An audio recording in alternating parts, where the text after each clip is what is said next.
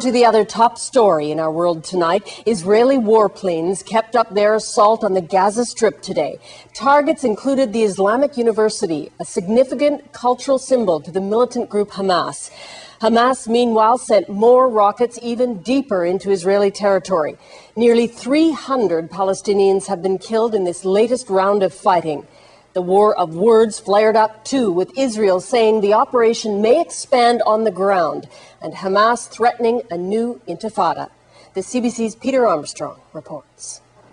On the morning after, there was little time to assess the damage. Israeli warplanes continued to pound the Gaza Strip, hitting dozens of targets, including a top security installation, a mosque, and a TV station. In less than 24 hours, Israel launched some 250 airstrikes inside Gaza, targeting, it says, Hamas, but in this crowded strip, civilian casualties are almost inevitable.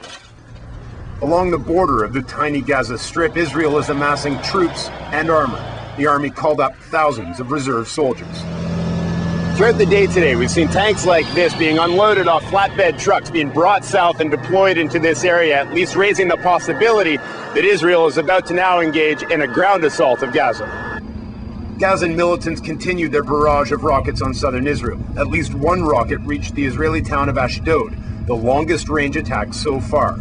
Throughout this country, there is overwhelming support of the military operation. We've lived with the threat of Hamas for many years now. Lots of people have suffered. They're suffering now, and they've brought it upon themselves. If Hamas would have ended the rocket fire, the border crossings would have been open. There would not have been an Israeli aerial strike. At what level of Israel's leadership took to the Sunday talk shows today, making their case. So I expect the international community, including the entire Arab world, to send a clear message to Hamas. It's your fault, it's your responsibility, you're the one who is being condemned. Throughout the West Bank, thousands of Palestinians clashed with Israeli soldiers. Hamas leaders have said the time for the third intifada or uprising has come.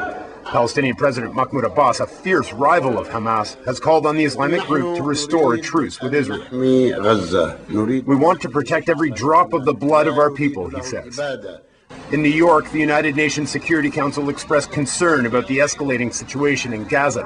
But just hours after the UN called for an immediate end to the violence, a new series of Israeli airstrikes destroyed an estimated 40 smuggling tunnels between Gaza and Egypt.